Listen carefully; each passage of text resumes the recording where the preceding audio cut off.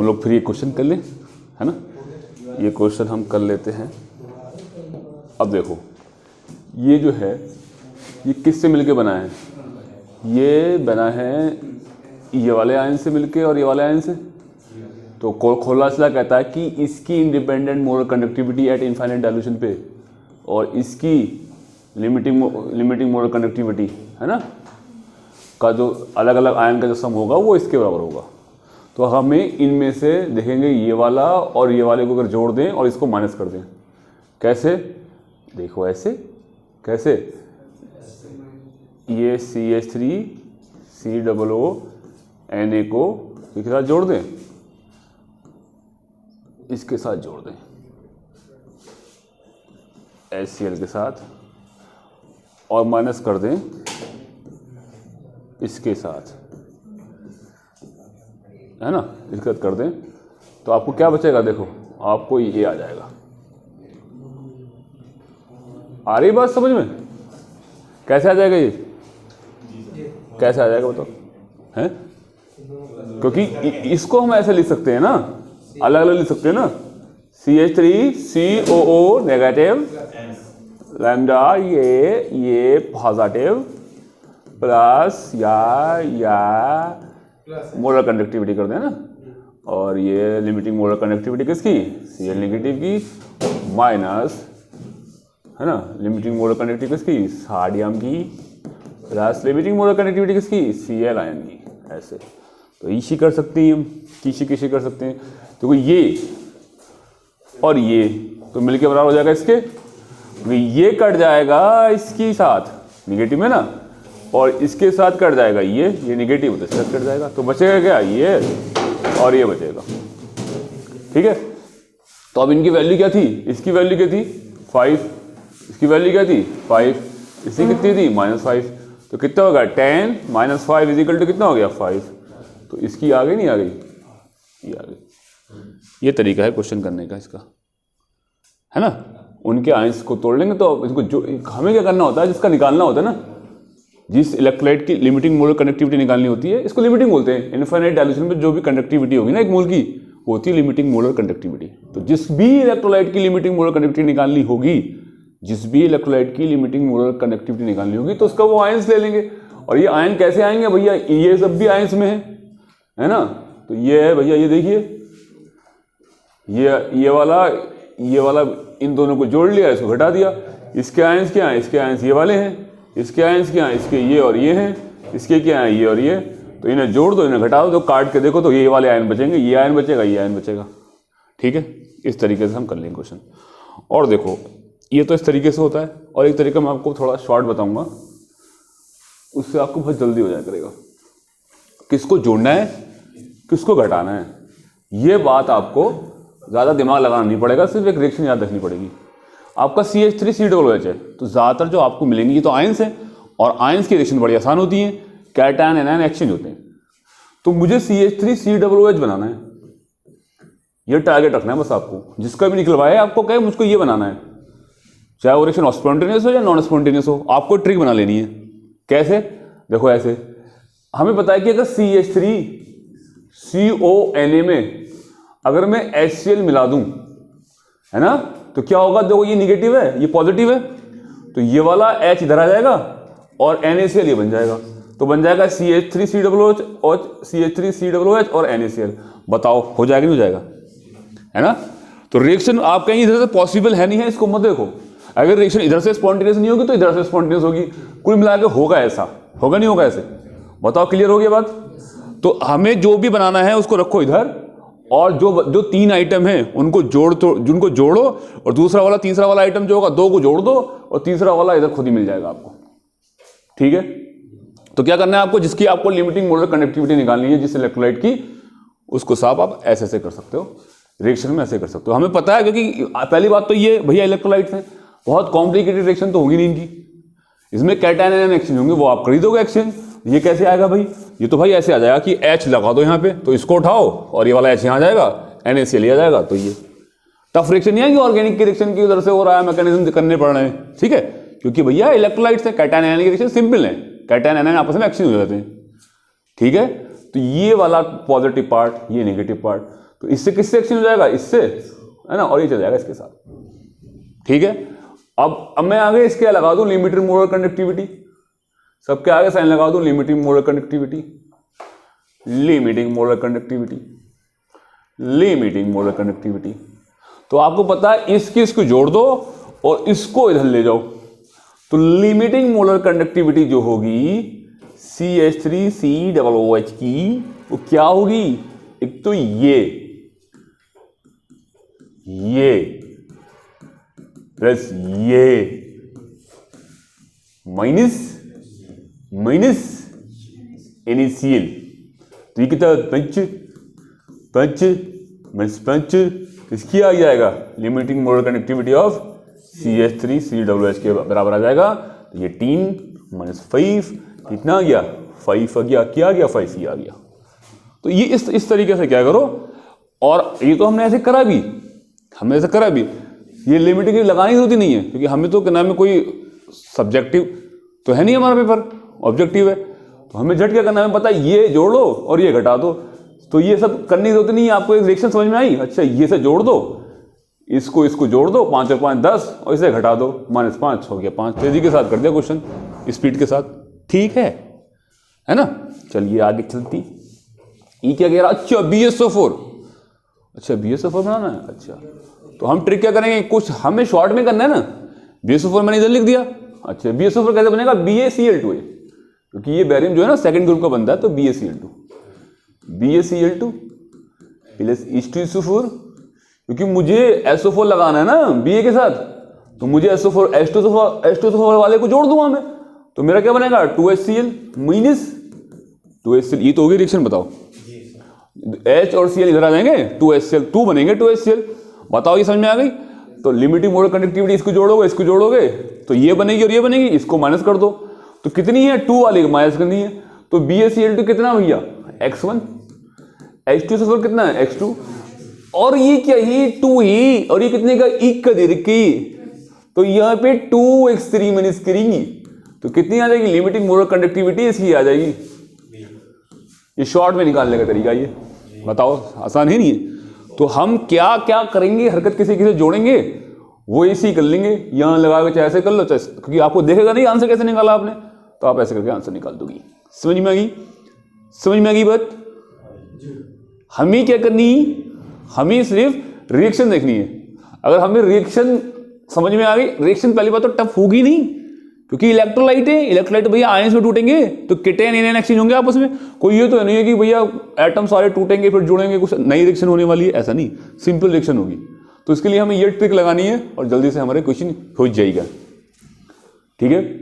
आप कह रहे हैं हमने खोलास लॉ पढ़ा था, खोलास लॉ में क्या था भैया, लिमिटिंग मोलर कंडक्टिविटी निकाल रहे थे, कह रहे किसी भी इलेक्ट्रोलाइट की लिमिटिंग मोलर कंडक्टिविटी अगर आप निकालेंगी तो क्या होगा, अतः पानी में एट इनफाइनाइट डाइल्यूशन में, तो क्या होगा बताओ क्या होगा। तो उनके आयंस की जो इंडिपेंडेंट वाली होगी, independent molar conductivity, limiting molar conductivity होगी, उसका सम होगा, ये बताया था। अच्छा, अब खोलास लॉ कहता है कि जो आपने, इसका मतलब ये तो निकाल लिया, ये तो आपने निकाल लिया किसी भी इलेक्ट्रोलाइट का इनफाइनाइट डाइल्यूशन पे। अच्छा, अगर आपको ये मिल गया किसी और कंसंट्रेशन पे, एक तो इनफाइनाइट वाला निकाल लेंगे, कैसी, इसकी किटीन प्लस इसके इनेन का सम होगा। ये आपने खोलास लॉ से निकाला अभी, तो कह अगर आपने ये निकाल लिया, मान लो कोई आपको सॉल्यूशन मिल गया, ये जब आएगा सॉल्यूशन मतलब हमें कोई इलेक्ट्रोलाइट मिल गया, तो इसके अंदर आपने क्या कर रखा, यहां पे कैटायन एनायन है, मतलब ये इलेक्ट्रोलाइट है ना। इस सॉल्यूशन के अंदर कोई क्या है, सॉल्यूट कौन है, इलेक्ट्रोलाइट से कैटायन एनायन है। अच्छा, ऐसे है, तो इसकी कंसंट्रेशन तो इनफाइनाइट नहीं है, इसकी कंसंट्रेशन इनफाइनाइट नहीं है। इनफाइनाइट का तो दूसरी थी ना, इनफाइनाइट में तो आता है पानी, ये वाली है।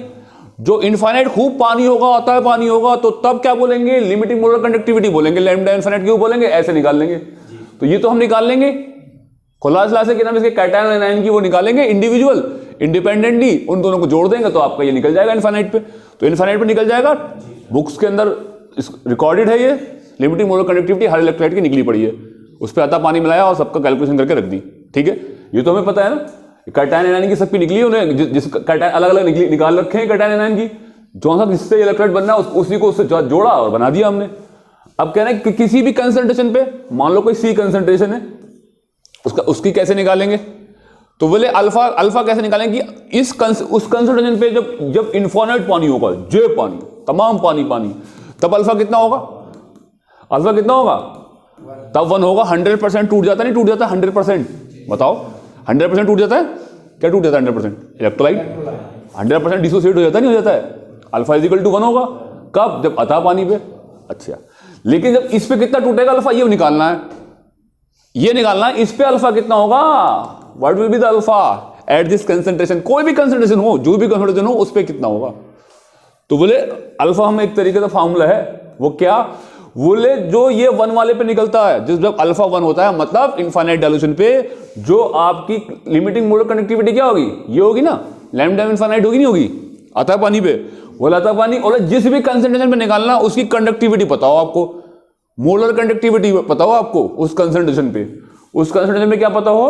मोलर कंडक्टिविटी पता हो उसको, और इसको अतः वाले की मोलर कंडक्टिविटी का रेशियो ले लोगे तो अल्फा निकल जाएगा। कौन सी वाली कंसंट्रेशन पे? इस कंसंट्रेशन के लिए। इस कंसंट्रेशन के लिए अल्फा कितना है? 1। और इसके लिए निकालना है तो भैया इसकी मोलर कंडक्टिविटी और डिवाइड बाय इसकी मोलर कंडक्टिविटी, कौन सी वाली? इनफाइनाइट की। तो भैया अल्फा निकल जाएगा। किसका अल्फा निकला है? Alpha is the degree of dissociation. किसका निकला है अल्फा? अरे इसका, इस कंसंट्रेशन का, इस कंसंट्रेशन का। इसका तो अल्फा 1 ही होता है, तो अल्फा डिग्री ऑफ डिसोसिएशन निकाल देंगे। तो एक एप्लीकेशन ये भी है खोलाशला की। अरे जब आपने ये निकाला तभी तो आपने ये निकाल लिया, आपने ये निकाल लिया तभी तो आप ये निकाल पाए। तो ये किससे निकाला आपने? खोलाशला से।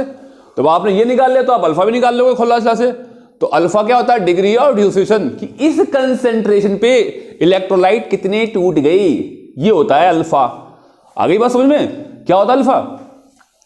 अल्फा क्या होता है? डिग्री ऑफ डिसोसिएशन, की कितने आप फ्रैक्शन में टूट गए। और बोले इस पे निकालने की जरूरत है अल्फा ना, 100% टूट गया। अल्फा इज इक्वल टू क्या है? 1 है। ठीक है, तो अगर आपको इस पे निकालना है तो क्या? इसकी लिमिटिंग, इसकी मोलर कंडक्टिविटी डिवाइड बाय इसकी मोलर कंडक्टिविटी। इसकी मोलर कंडक्टिविटी कितनी होती है? लिमिटिंग होती है। और लिमिटिंग मोलर कंडक्टिविटी कैसे निकालते हैं? उसके कैटायन और एनायन के लिमिटिंग मोलर कंडक्टिविटी के सम से निकाल देते हैं। ठीक है, तो ये निकल जाएगा ऐसे। अगर आपका क्या नाम है, ये आपका आ गया, ये आ गया आपका, ये अल्फा इज इक्वल टू, इसी कर लो या कंसंट्रेशन कर लो या डाइल्यूशन कर लो, तो ये अपॉन ये फार्मूला होता है, एक अल्फा निकाल सकते हैं हम। ठीक है, ये भी खोलाशलाई का एक एप्लीकेशन है, खोलाशलाई से हमने ये निकाल दिया। एक बात और, अगर यहां पे मोलर कंडक्टिविटी में ना इक्विवेलेंट में दे रखी हो तो यहां पे आप इक्विवेलेंट कर लो, यहां इक्विवेलेंट कर लो। ठीक है, अगर आपको अल्फा निकालना हो, आपको यहां पे इक्विवेलेंट कंडक्टिविटी निकालनी हो इनफाइनाइट डाइल्यूशन पे, सॉल्यूशन कैसा होना चाहिए आपका? मोल में नहीं होना चाहिए, पर इक्विवेलेंट होना चाहिए, है ना। तो आप उसका भी फिर फॉर्मूला यही है same, molar conductivity divide by limiting molar conductivity, ऐसी equivalent conductivity divide by infinite dilution पे इक्विवेलेंट कंडक्टिविटी, सेम फॉर्मूला। ठीक है, तो आपने एक अल्फा निकाल दिया एक, और एक लिमिटिंग मोलर कंडक्टिविटी निकाल दी, दो बातें निकाल दी आपने खोलाशला की मदद से, है ना, दो बातें निकाल दी। अच्छा, अब कह रहे हैं डिग्री ऑफ क्या होता है? डिसोसिएशन होता है। क्या होता है? ये होता है dissociation constant. Degree of dissociation क्या होता है? Alpha. Degree of dissociation alpha और डिसोसिएशन कांस्टेंट के ए। अच्छा, मान लो कोई ये आपका CH3COOH कैसा एसिड है भैया बता दो? Weak acid. और इलेक्ट्रोलाइट कैसा होगा? ये भी वीक होगा। तो किसी चेंज होगा, ये कैसे डिसोसिएट होगा? ईसी और एसी होगा नहीं होगा? ईसी होगा नहीं होगा? है ऐसे तो टूटता है ये। अच्छा, और इक्विलिब्रियम मैंने ऐसे क्यों लगा दिया मैंने? क्योंकि वीक हमेशा कुछ आयन टूटने के बाद कुछ आयन इसमें चेंज हो जाते हैं और फिर ऐसे डायनेमिक इक्विलिब्रियम चलता रहता है, लेकिन ज्यादा नहीं टूटते। तो जो कंसंट्रेशन यहाँ होगी वही कंसंट्रेशन इसकी, मतलब जो कंसंट्रेशन इसकी होगी यहाँ पे वो कांस्टेंट रहेगी, इसकी अपने आप में कांस्टेंट रहेगी। इक्विलिब्रियम आ जाता है, स्ट्रॉन्ग के साथ नहीं आता इक्विलिब्रियम। स्ट्रॉन्ग में एक ही एरो दिखाएंगे। ठीक है, ठीक है, अच्छी बात है। तो मैं कह रहा हूं कि ये इसका मान लो कंसंट्रेशन इसकी 1 है, T शुरू में तो 0 होंगे, ये T0 पे। अच्छा, टाइम पे इक्विलिब्रियम पे क्या हो जाएगा? मान लो इसकी कंसंट्रेशन में थोड़ा माइनस हो गया, है ना, तो मान लो इसकी कंसंट्रेशन मान लो C थी, वरना लेके C ले लो, तो ये क्या हो जाएगा? C में C अल्फा निकल जाएगा, और ये कितना बनेगा? C अल्फा ये बनेगी और C अल्फा ये बनेगी। तो K क्या होगा? K भैया एसिड तो K, और बेस होगा तो Kb। मैंने एसिड लिया तो K बोल दिया, तो K क्या होगा? प्रोडक्ट की कंसंट्रेशन, तो C अल्फा और सी अल्फा अपॉन रिएक्टेंट की कंसंट्रेशन, तो सी कॉमन ले लेंगे, तो C square alpha square equal to C common ले लिया 1 माइनस अल्फा, तो सी से कट गया तो क्या बचा C alpha square upon 1 minus alpha. तो ये आपको याद रखना, ये आप कहीं में पढ़ चुकी हो, केमिकल इक्विलिब्रियम में, आयनिक इक्विलिब्रियम में पढ़ चुकी हो आप, है ना। के क्या होता है, ये होता है। अब यहाँ पे चैप्टर में सीधा याद रखो के is equal to C alpha square 1 minus alpha. देखो अल्फा तो हमने निकाल लिया ना, कैसे निकालना अल्फा, अल्फा निकालना इसी, जब अल्फा ऐसे निकालना है तो के निकाल लेंगे ना, कंसंट्रेशन दे रखी होगी उसकी, किसी भी जो आपका कोई आपका सॉल्यूशन दे रखा होगा, इलेक्ट्रोलाइट दे रखा होगा, उसकी कंसंट्रेशन तो दे रखी होगी, तो कंसंट्रेशन की वैल्यू पुट करोगे यहाँ और अल्फा निकाल लोगे ऐसे। और अल्फा निकालने के लिए क्या आपको ये पता चला, ये आपने खुलासा निकाल लिया, तो कहने का मतलब है 3 बातें निकाल दी उसने। खुलासा की एप्लीकेशन क्या, एक तो ये लिमिटिंग मोलर कंडक्टिविटी निकाल दी, दूसरी बात अल्फा निकाल दिया, किसी भी कंसंट्रेशन पे अल्फा निकाल सकते हो आप, ठीक है। और अगली वाली बात क्या, डिसोसिएशन कांस्टेंट के निकाल सकते हो, क्यों कि जब आपका अल्फा निकल जाएगा तो भैया आप के की वैल्यू क्या हो जाएगी, C alpha square is divide by 1 minus alpha, इसी हो जाएगा। समझ में आ गई बात जॉर्डन? अच्छा, अब यहां पे अल्फा देख रहे हैं, यहां पर अल्फा इज इक्वल टू क्या होता है, ये होता है, क्यों नहीं होता ये, अब हुआ, तो अल्फा इज इक्वल टू क्या होता है, ये होता है? तो अल्फा इज इक्वल टू ये होता है, तो यहां पे अल्फा की वैल्यू पुट कर दो तो ये आ जाएगा। तो बार ये कोई ज्यादा वो नहीं बनाने का, कॉम्प्लिकेटेड नहीं बनाने का, पहले अल्फा निकाल लो फिर अल्फा की वैल्यू पुट करके यहां डाल दो। या फिर ऐसा होता है ये दे रखा होता लैम्डा एम, ये वाला ये और ये दे रखा होता, आप यहां पुट करोगे डायरेक्ट, तो गड़बड़ ना हो जाए, इसलिए फार्मूला आपको ज्यादा फार्मूले आपको याद नहीं करने हैं। तो ये जो फार्मूला बना है अल्फा की वैल्यू ये पुट करके ही बना है वाला, तो आप ये याद रखो और ये याद करो, और किसी को ज्यादा जल्दी आ रही है तो ये याद कर लो, ठीक है। बना के इसमें ये वैल्यू डाल के निकाल दो, ये निकल के आएगा। तो आपको ये अल्फा ऐसे निकाल लो, फिर अल्फा की वैल्यू इसमें पुट कर दो, समझ में आ गई? अब देखिए ये एक हमारे हमने पढ़ा उसमें सॉल्युबिलिटी कांस्टेंट वगैरह पढ़े थे, सॉल्युबिलिटी प्रोडक्ट वगैरह काय के अंदर पढ़े थे, केमिकल इक्विलिब्रियम में, आयनिक में पढ़े थे, है ना। सॉल्ट जो होते हैं, सॉल्ट हाइड्रोलिसिस वगैरह सब पढ़े थे ना। तो उसमें कुछ सॉल्ट होते हैं, सारे के सॉल्ट स्ट्रॉन्ग इलेक्ट्रोलाइट तो नहीं होते, है ना। कुछ सॉल्ट क्या होते हैं जो कोवलेंट कैरेक्टर की होती, वो कौन सी ट्रांजिशन एलिमेंट जो बनाती, ट्रांजिशन एलिमेंट, वो कैसे होंगे, वो थोड़े कम सॉल्युबल होंगे, सॉल्युबिलिटी उनकी कम होगी। तो कह रहे हैं यहां से जैसे AgCl है, वो देखो यहां पे दिखा रखा है ना, NaCl के साथ तो कभी ना दिखाया हमने ऐसे करके, डबल तो दिखाया हमने, सीधा सिंगल दिखाया। इसका मतलब क्या है, इसका मतलब T इज इक्वल टू 0 पे अगर शुरू में तो ये 0 होंगे, मान लो इसकी जो भी कंसंट्रेशन होगी X होगी, तो फिर क्या हो जाएगी, ये पूरे का पूरा टूट जाएगा, X ये बनेगा, मतलब X मोल होंगे, शुरू में तो 0 होंगे, तो T इज इक्वल टू क्या होगा, थोड़ी देर बाद 1 सेकंड के बाद, 2 सेकंड के बाद, 5 सेकंड के बाद, जो भी टाइम के बाद क्या होगा, पूरे का पूरा टूट जाएगा। इसका मतलब ये क्या है, तो स्ट्रॉन्ग है, तो एक ही एरो से दिखा रहे हैं, यहाँ पे डबल एरो से क्यों दिखा रहे हैं, इसका मतलब क्या है, ये बेचारा वीक है, कमजोर है, वीक है ना, कम डिसोसिएट होगा, ये कम आयनाइज होगा, कम डिसोसिएट होगा ये वाला बंदा, ठीक है। तो स्प्रैंगली सॉल्युबल है, कम घुलेगा, जब डिसोसिएट कम होगा तो घुलेगा भी कम, ठीक है।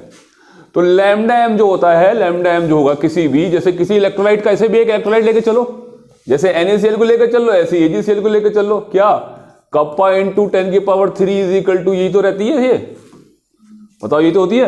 अब कोई बात सॉल्युबिलिटी का आ गई, सॉल्युबिलिटी क्या होती है, सॉल्युबिलिटी कहती है किसी सॉल्यूट के सॉल्वेंट के अंदर, है ना, कितने मोल डिजोल्व हो गए, मैक्सिमम कितना डिजोल्व हो सकता है, तो मैक्सिमम मान लो 5 मोल 10 मोल जितने भी डिजोल्व हो गए, है ना, 1 लीटर के अंदर जो भी है।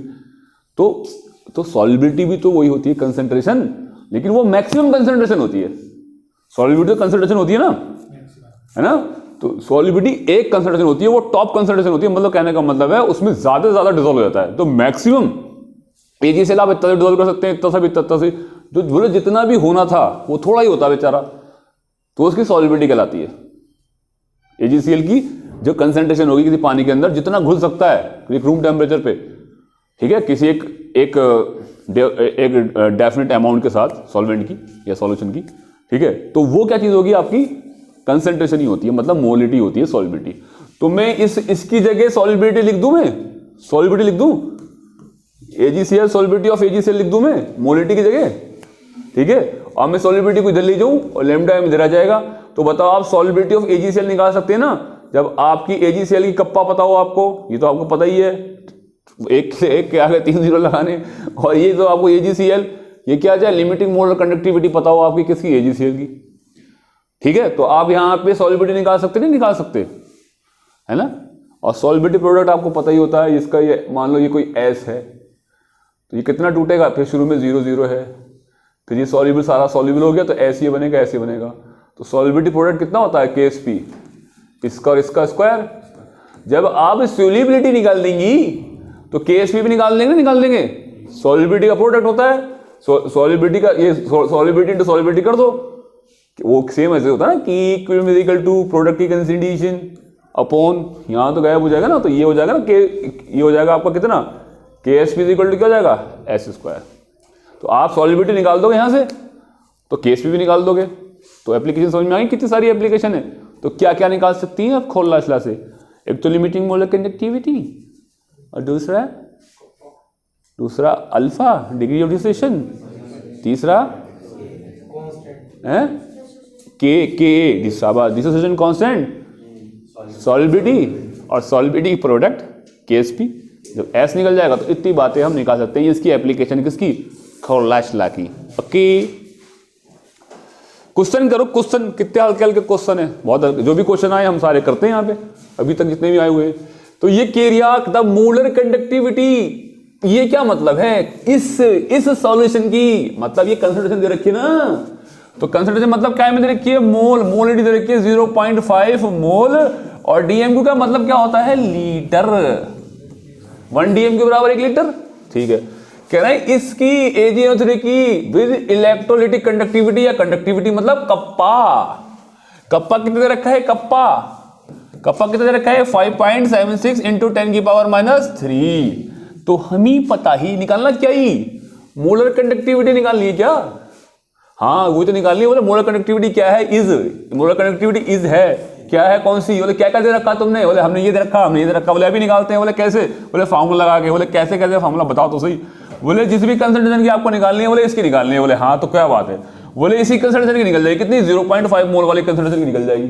बोले कैसे निकालोगे, बोले कप्पा जानते हो, बोले हाँ जानते हैं, तुमने तो पढ़ाया अभी, कप्पा इंटू क्या 1000 और डिवाइड बाय क्या ये, तो बताओ कप्पा की वैल्यू कहाँ गई, यहाँ पे ये पुट कर दो, करोगे नहीं करोगे, है ना, और इसकी जगह क्या कर दोगे 0.5 कर दोगे पुट, तो बताओ निकल के आ जाएगा नहीं आ जाएगा लैम्डा एम इस कंसंट्रेशन पे। तो जिस कंसंट्रेशन पे लैम्डा एम निकालना होता है उसी कंसंट्रेशन को यहाँ पे पुट करेंगे, तो यहाँ पे पुट क्या करेंगे 0.5, तो कप्पा कितना है 5.76 इंटू 10 की पावर -3, और कंसंट्रेशन में कितने हैं बाबू m 0.5, तो इसको डिवाइड कर देंगे तो कितना आ जाएगा, इतना आ जाएगा, कैलकुलेशन कर लो, ठीक है। चलो अगला ये वाला क्वेश्चन, ये कह रहा best conductor of electric current, electric current का बेस्ट कंडक्टर कौन होगा, जिसमें नंबर ऑफ आयन ज्यादा होंगी, है ना, ये तो होगा। देखो ये कितने एसिटिक एसिड बेचारा वीक एसिड होता है, होता नहीं होता, ये तो आयन बहुत कम तोड़ा जाएगा, ये 100 है तो कोई मुश्किल से 100 के 200 कोई बनाएगा, इसी कोई होगा, इसे ऐसे होगा 100 ये ना, ये तो बस बहुत कम टूटता है, 1% टूटता है, 1-2% टूटता है, वीक है तो नंबर ऑफ आयंस कम होंगे, नंबर ऑफ कम आएंगे तो बैड कंडक्टर होगा, गुड कंडक्टर तो वही होगा जिसके नंबर ऑफ आयंस ज्यादा होंगे। देखो भाई साहब ये वीक एसिड है, अच्छी बात है, ये तो स्ट्रॉन्ग एसिड है, ये तो कमाल कर देगा, 100 में तो 100 होंगे ना, ये अगर 100 होंगे तो क्या बनेगा 100 तो H+ और 100 Cl-। अमोनिया तो वीक बेस है बेचारा, फ्रक्टोज, अरे फ्रक्टोज ग्लूकोज तो ये हाइड्रोकार्बन्स हैं, ये बेचारे कहाँ डिसोसिएट होते हैं, तो कोवलेंट कंपाउंड होता है, अगर ये 100 होंगे तो ये 100 ही रहेंगे, टूटेंगे नहीं। तो कौन जीता, HCl, तो HCl इसका आंसर है। अगर HCl का सॉल्यूशन होगा तो वो गुड कंडक्टर ऑफ इलेक्ट्रिसिटी होगा, क्योंकि उसके अंदर बहुत सारे नंबर ऑफ आयंस होंगे, ठीक है। चले आगे, अब ये कह रहा है 25 डिग्री सेंटीग्रेड, मतलब रूम टेम्परेचर जैसे इस वक्त हो रहा है, इस वक्त तो बहुत ज्यादा हो रहा है ठंड, 25 तो नहीं हो रहा, ठीक है। मोलर कंडक्टेंस, इतने टेम्परेचर पे जो मोलर कंडक्टेंस तो यही होता है भैया, मोलर कंडक्टेंस या मोलर कंडक्टिविटी ही ना, मोलर कंडक्टेंस किसको बोलते हैं, मोलर कंडक्टिविटी को तो बोलते हैं क्या, और स्पेसिफिक कंडक्टेंस कंडक्टिविटी को बोलते हैं, समझियो। अरे इसे मोलर कंडक्टिविटी कहो या मोलर कंडक्टेंस बोलो, चाहे इसे कप्पा को स्पेसिफिक कंडक्टेंस बोलो या कंडक्टिविटी बोलो, ठीक है। तो मैं कह रहा हूं कि ये जो है ये क्या है 0.1, क्या है है 0.1 मोलर कितना कंसेंट्रेशन दे रखी है मोलरिटी में, तो कंसेंट्रेशन कितनी दे रखी है, एम कितना दे रखा है 0.1। कह रहा अमोनियम हाइड्रोक्साइड का फॉर्मूला क्या ही ये है ना, तो ये कोई सॉल्यूशन है अमोनियम हाइड्रोक्साइड का, इसकी कंसेंट्रेशन ये है रूम टेम्परेचर पे, और क्या दे रखा, क्या मोलर कंडक्टेंस कितना दे रखा 9.54, किस कंसेंट्रेशन में दे रखा है 0.1 कंसेंट्रेशन पे दे रखा है। बताओ इतना समझ में आया। तो फिर कह रहे हैं कि आगे क्या कह रहे हैं कि eight infinite dilution, infinite dilution तो ये बात कर रहा है वो, अतः पानी की बात कर रहा है, तो कह रहे हैं इज मोलर कंडक्टेंस कितना होगा, बोले इतना होगा 238, ये होगा, यूनिट तो भैया दोनों की है ही सेम, है ना। द डिग्री ऑफ आयनाइजेशन, अच्छा degree of ionization ammonia alpha, तो अल्फा ये होता है बोले किस कंसेंट्रेशन पे, यही ये वाली कंसेंट्रेशन पे ना, इस सेम पे, इस पे पॉइंट पे, तो 0.1 पे क्या होगा, तो 0.1 की मोलर कंडक्टिविटी लिख दो यहां पे, और नीचे किसकी लिख दो, इनफाइनाइट की लिख दो। तो बताओ 0.1 की कितनी है 9.54, और इसकी कितनी है कितना 238, है ना। ये तो वो क्या कह रहा है वो, अच्छा परसेंटेज में दे रखा है। अब ये से हम निकालेंगे अल्फा, तो फ्रैक्शन निकलेगा, और परसेंट में करने के लिए क्या करना पड़ेगा 100 से मल्टीप्लाई, है ना। तो देखो 2 9 है ना, 2 चौको 8 है ना, तो लेकिन 4 के पास आसपास आएगा 4 पॉइंट कुछ, 4.08 इसका आंसर ही। तो अल्फा इज इक्वल टू ये अपॉन ये कर देना ही, क्या कर देना, ये फॉर्मूला लगा देनी कही, जिस भी कंसेंट्रेशन का अल्फा निकालना ही उसको लिखना ही ऊपर, और जिसको नीचे क्या लिखना है इनफाइनाइट वाला नीचे लिखना है, ठीक है। बताओ समझ में आया नहीं आया, अच्छे समझ में आ गया, बताओ कोई कंफ्यूजन। अल्फा है, अल्फा का फॉर्मूला लगा दिया, 2 कंडक्टिविटी दे रखी है, दोनों की यूनिट सेम है, यूनिट कट गई, अरे दोनों की क्या है मोलर कंडक्टिविटी की यूनिट है, दोनों की कंडक्टिविटी यूनिट कट गई, ये तमाम जो है ये यूनिट कट गई, इंटू 100 कर दिया तो वो आएगा 4.008। अच्छा है, कह रहे NH4H, फिर मैंने कहा इसे रिएक्शन कर लो, है ना, मैंने कहा रिएक्शन बना लो, बोले NH4H का क्या होगा, बोले अभी बताते हैं, बोले इनमें से सब एक से लग रहे हैं, अरे एक तो NH4Cl दे रखा है, अगर NH4Cl में मैं क्या मिला दूं, बताओ क्या मिला दूं, NH4Cl में क्या मिला दूं, जो यहां पे OH आ जाए, क्या मिला दूं, कुछ दे रखा है NaOH मिला दूं, है ना, तो क्या हो जाएगा, ये तो Cl किसके साथ आ जाएगा, इसके साथ, और OH किसके साथ आ जाएगा, OH जाएगा इसके साथ, तो यहां पे क्या जाएगा NaCl, तो ये कैसे आएगा, इसको मैं इधर लीजूं, तो NH4Cl में NaOH मिलाऊं और माइनस क्या करो NaCl, तो क्या बनेगा, ये बनेगा, तो लिमिटिंग मोलर कंडक्टिविटी, आगे लिमिटिंग मोलर कंडक्टिविटी लगा दो, तो कौन सा वाला आंसर है, ये वाला, ये जो लैम्डा, ये तो लैम्डा है ना, डेल्टा नहीं है, ये टेपिंग मिस्टेक, ठीक है। चले आगे, अभी कह रहा कि an increase in equivalent conductance,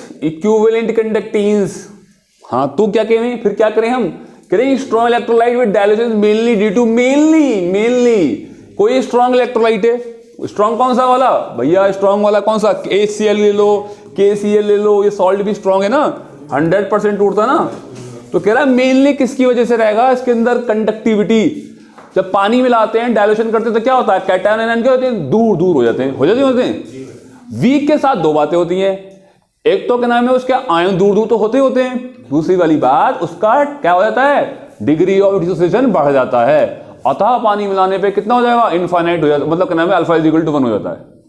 तो वीक में 2 बातें होती हैं, क्या, एक तो नंबर ऑफ आयनाइजेशन ज्यादा हो जाता है, डिसोसिएशन ज्यादा हो जाता है, और दूसरी बात उसके आयन से दूर होने, तो इसे पूछ रहा है, अच्छा स्ट्रॉन्ग के साथ भी होता है ये, स्ट्रॉन्ग अगर जो 99% डिसोसिएट हो रहा हो, वो थोड़ा सा पानी मिलाने पे 100% डिसोसिएट हो जाएगा, ज्यादा पानी मिलाने पे, है ना, लेकिन वो कह रहा है mainly due to increase in ion mobility of ion, तो क्या होगा आपका increase in equivalent conductance of strong electrolyte with dilution पानी मिलाने पे क्या होगा, आयनिक मोबिलिटी बढ़ जाएगी नहीं बढ़ जाएगी, है ना, ठीक है, कह रहा है increase in both number of ion and ionic mobility बढ़ जाएगी, लेकिन वो मेनली पूछ रहा है, मेनली क्या होगा, ये होगा, ये जो होता है ना नंबर ऑफ आयंस बढ़ते हैं, स्ट्रॉन्ग तो ऑलरेडी टूटा हुआ होता है, 99% तो समझ लो, मानो 100% टूटा होता है, अल्फा इज इक्वल टू 1 लेके चलते हैं हम, तो उसका आंसर ये लगाएंगे ऊपर, इंक्रीज इन आयनिक मोबिलिटी, क्योंकि मेनली पूछ रहा है, मेनली, अगर वो मेनली नहीं पूछता, कॉमनली बोलता दोनों बातें लिख देते, है ना, जनरली, है ना।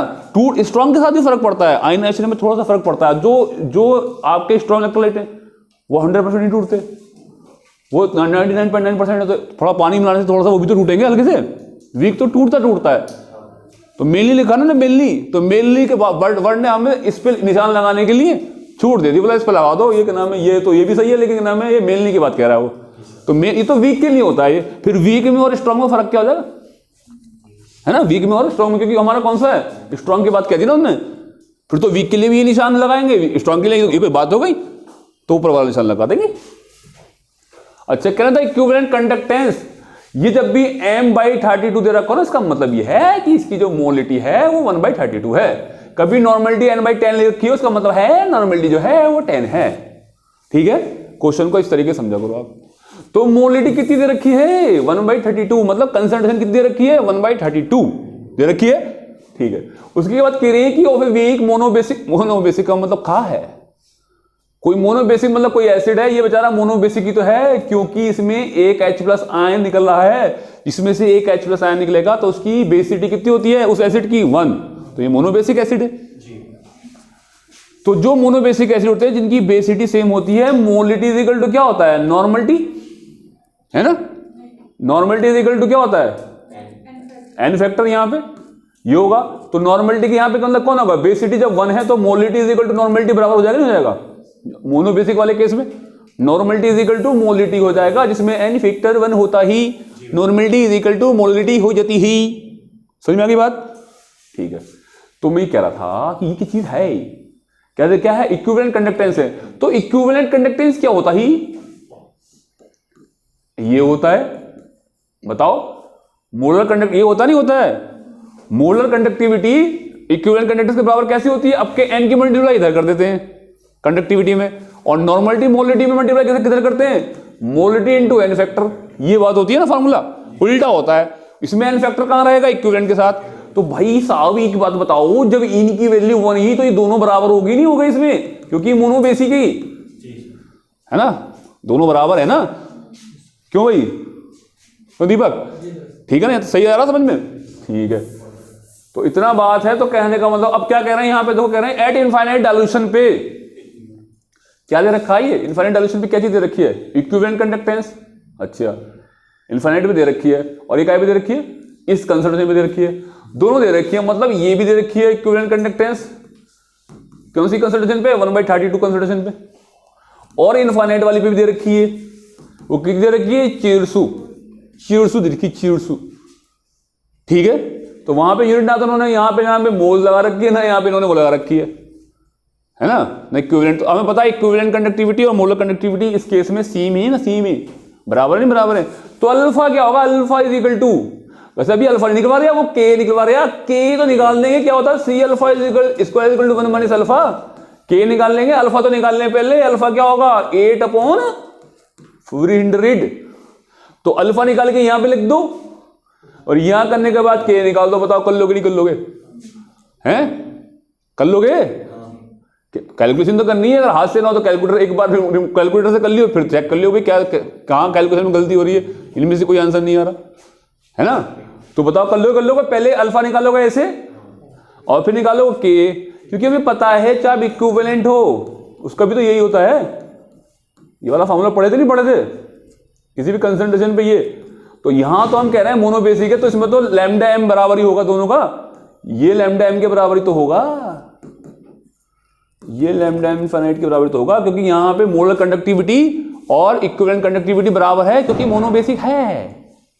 ठीक है, और इसके लिए फार्मूला भी होता है अल्फा के लिए, अल्फा का फार्मूला भी वैसा होता है, अगर आप अलग भी होगा तो ऊपर नीचे करेंगे, और फिर यहाँ पे आप अल्फा की वैल्यू पुट कर देंगे, अल्फा की पुट करने के बाद के निकल जाएगा, के निकलने के बाद आंसर सेलेक्ट करके निकल देंगे। अगला क्वेश्चन देखो, स्पेसिफिक कंडक्टेंस, अच्छा किसका, बोले इस कंसंट्रेशन का, बोले कंसंट्रेशन क्या है जिसकी नॉर्मलिटी कितनी है 0.1, 0.1 का मतलब क्या होता है, ये होता है 0.1, 23 डिग्री सेंटीग्रेड।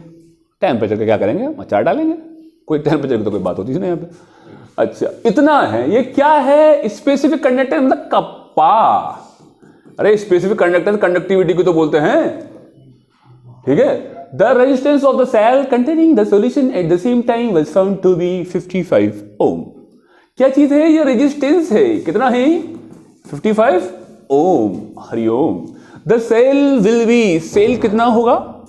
सेल कांस्टेंट होगा यहां पे क्वेश्चन ना, सेल कांस्टेंट।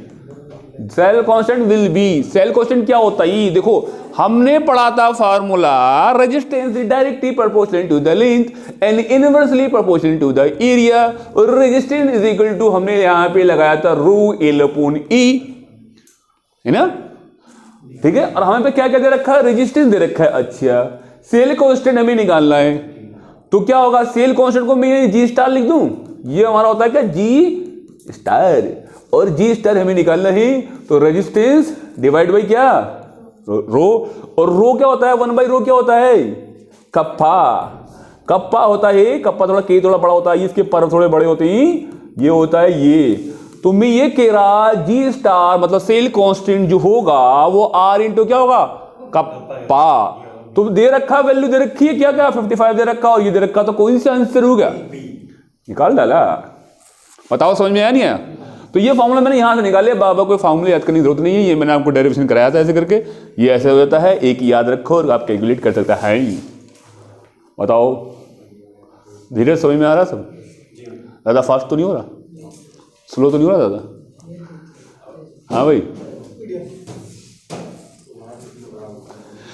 फिर अगले क्वेश्चन देखो, equivalent conductance of NaCl। Equivalent conductance मतलब ये किसका? NaCl का।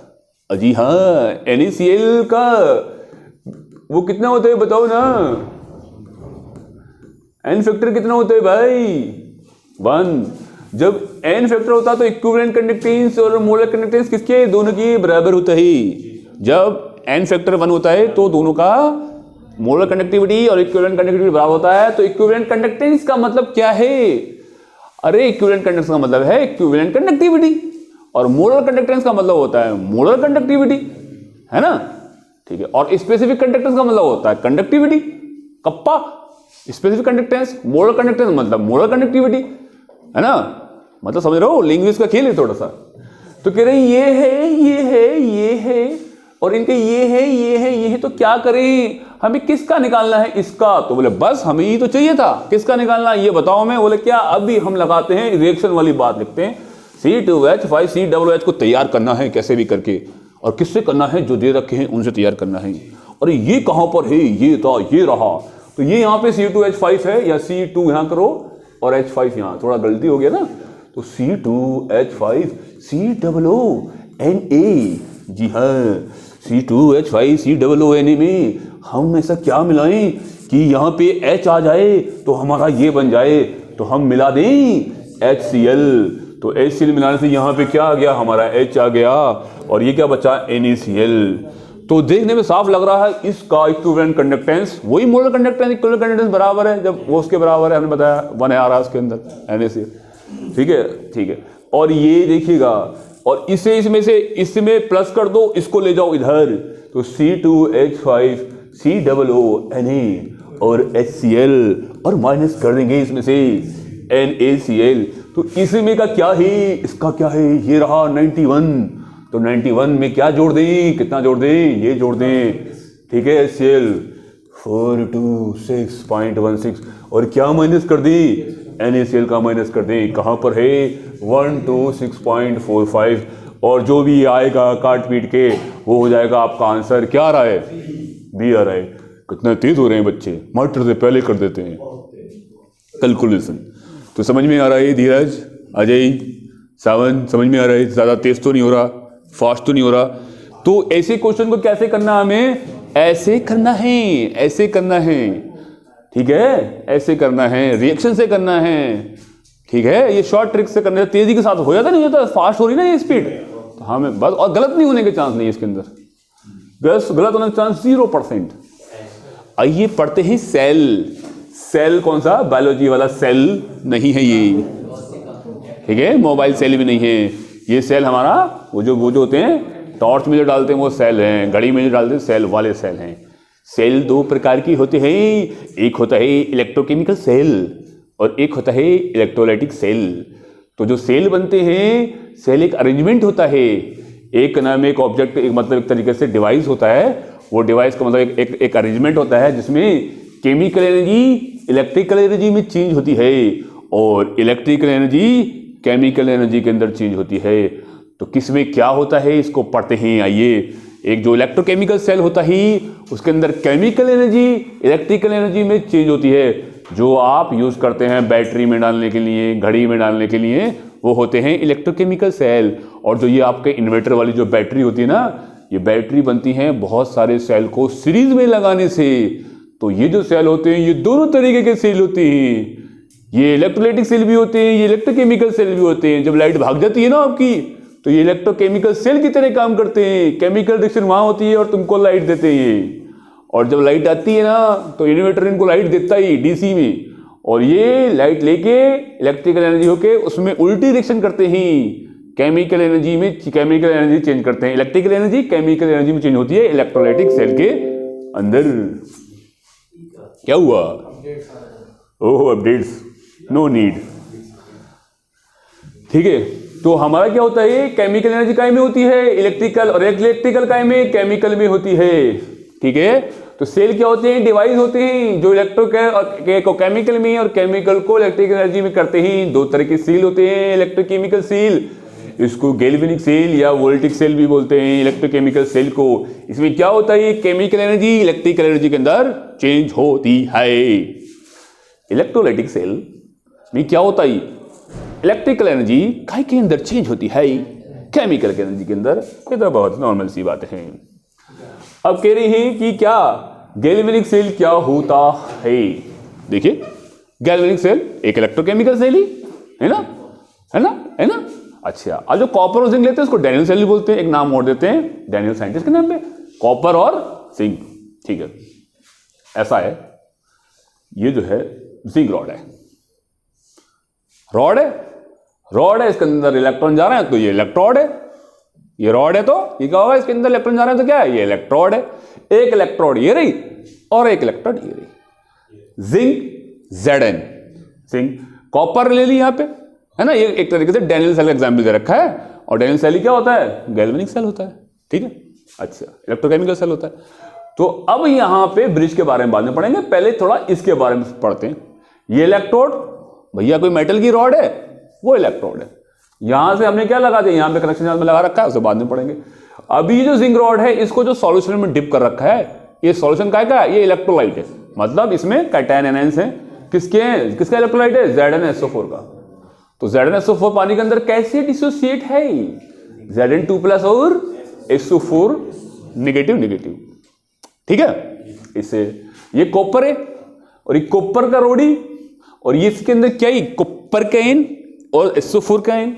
तो कॉपर कैसे डिसोसिएट होगा, Cu2+ SO4 नेगेटिव नेगेटिव। ठीक है, अच्छा अच्छा, ये Z है। अच्छा, Z के बाद क्या आता है ABCD में, अरे Z के बाद क्या आता है ABCD में, अरे Z के बाद A आता है। जब मैम पूछती है बेटा ABCD सुनाओ, फिर Z सुनाता है, फिर दूसरा बच्चा तुम सुनाओ आगे। तो Z के बाद आगे ABCD से शुरू होता है, नहीं होता है, Z के बाद A आता है। तो Z जो होगी वो एनोड होगी, क्या होगी, एनोड। और जिंक कॉपर क्या होगी, अरे C4 copper, C4 cathode, copper क्या होगी, कैथोड। अगर AC भी भूल जाओ तो कैसे याद रखना है, अल्फाबेटिकली। एक ट्रिक है, लो यानी लॉन भी है, उसे भूल जाओ। अल्फाबेटिकली सब बातें सही करेगी। अल्फाबेटिकली जो पहले आएगा, अल्फाबेटिकली उसको पहले लिखेंगे, A पहले आता है, C पहले आता है। जो अल्फाबेटिकली पहले आएगा उसे लेफ्ट हैंड पे लिखेंगे, क्योंकि L पहले आता है, R पहले आता है, लेफ्ट हैंड ही आता है ना L, तो इधर लिखेंगे। तो Z के बाद A आ गया तो इधर होगी एनोड, इधर कौन होगी, कैथोड। ठीक है, ये वाली रॉड का क्या होगी, एनोड, और ये क्या होगी, कैथोड। क्लियर, अल्फाबेटिकली देखना है। ये नेगेटिव होगी पॉजिटिव होगी, अल्फाबेटिकली पहले कौन आता है, नेगेटिव पॉजिटिव। अरे नेगेटिव आता है, N पहले आता है ना, ABCDEFG, पता है ना। तो N पहले आएगा भाई नेगेटिव, N के बाद कहता है MNOP पॉजिटिव, फिर आता है पॉजिटिव। ABCD दोबारा से याद करो, कोई बात नहीं, नेट पे देख लेना, किसी बच्चे की बुक ना मिले तो, क्यों धीरज। ठीक है, उसके बाद कहता है एक पे होगा ऑक्सीडेशन, एक पे होगा रिडक्शन। अब किस पे होगा ऑक्सीडेशन और किस पे रिडक्शन होगा, फिर आ जाओ बात अल्फाबेटिकली पे। MNOP P Q R, R बाद में आ रहा ना, ओ पहले आ रहा, तो इस पे होगा ऑक्सीडेशन और इस पे क्या होगा रिडक्शन। तो भूलोगे तो नहीं। तो हमेशा एनोड पे ऑक्सीडेशन होता है, चाहे कोई सा भी सेल हो, कोई सा भी सेल हो, एनोड पे क्या होगा ऑक्सीडेशन ही होगा। कोई सा भी सेल हो, इलेक्ट्रोलाइटिक सेल हो या सेल, कौन से दो ही तो हैं, एक इलेक्ट्रोलाइटिक सेल एक इलेक्ट्रोकेमिकल सेल, दोनों सेलों में क्या होगा एनोड पे ऑक्सीडेशन होगा और कैथोड पे क्या होगा रिडक्शन होगा। ठीक है, तो ये तो बात हो गई, चलो अच्छी बात है, ये सब बातें याद हो गई हमें। यहाँ पे ऑक्सीडेशन होगा और यहाँ पे क्या होगा रिडक्शन होगा, ये एनोड होगी ये कैथोड होगी, यहाँ जिंक होगा यहाँ एनोड होगा, ऑक्सीडेशन होगा नेगेटिव होगा, ये पॉजिटिव होगा, ये कैथोड होगी, कॉपर होगा और क्या होगा है रिडक्शन होगा यहाँ पे। बस क्या, चलिए आइए बात करते हैं। अब हम कह रहे हैं कि एनोड पे रिएक्शन कैसी होगी, रिएक्शन एट एनोड, एनोड पे रिएक्शन क्या होगी जो भाई साहब एट एनोड पे रिएक्शन होगी। एनोड पे मैंने क्या बोल रहा ऑक्सीडेशन होगा, तो जिंक का मेटल है, जिंक मेटल है तो क्या करेगा ऑक्सीडेशन करेगा। Zinc is more reactive than copper, electrochemical series में हम 9 10 से पढ़ते हुए आ रहे हैं, जिंक रिप्लेस कर देता है कॉपर को। ठीक है, तो जिंक का आयन हो जाएगा Zn2+ और 2 इलेक्ट्रॉन। जी हाँ, तो ऑक्सीडेशन हो रहा है तब, और इसमें क्या होगा रिडक्शन होगा। ये रिडक्शन कैसे होगा कॉपर में, जो कॉपर आयन है, तो ये जो रॉड है ना, रॉड, इस रॉड में से जिंक बनी हुई है रॉड, और इस रॉड में से जब Zn आयन निकल के बाहर आएगा तो इलेक्ट्रॉन वहीं रह जाएगा। इलेक्ट्रॉन कहां रह जाएगा, यहां पे यहां पे यहां पे यहां पे यहां पे। तो रॉड कैसी हो जाएगी, रॉड हो जाएगी निगेटिव। तो हमने बोला ना एनोड कैसी होती है, एनोड कैसे होता है निगेटिव। ठीक है, अब सॉल्यूशन में कौन आएगा, सॉल्यूशन में ऑलरेडी Zn आयन और SO4 निगेटिव पड़े हुए। तो भैया निगेटिव पॉजिटिव सॉल्यूशन के अंदर बराबर है नहीं है, बराबर बताओ बराबर है नहीं है। ठीक है, अब जैसी जिंक के रॉड के इसके अंदर आएंगे तो Zn आयन जाएंगे ना कूद के, तो इस सॉल्यूशन के अंदर कौन कूदेगा, छपाक छपाक छपा छप छपा छप छाप, कि कौन कूदेगा बताओ, Zn आयन कूदेंगे। तो Zn आयन की कंसंट्रेशन कैसी हो जाएगी, ज्यादा हो जाएगी। तो Zn आयन की कंसंट्रेशन क्या हो जाएगी, ज्यादा हो जाएगी। काय के अंदर, इसके अंदर।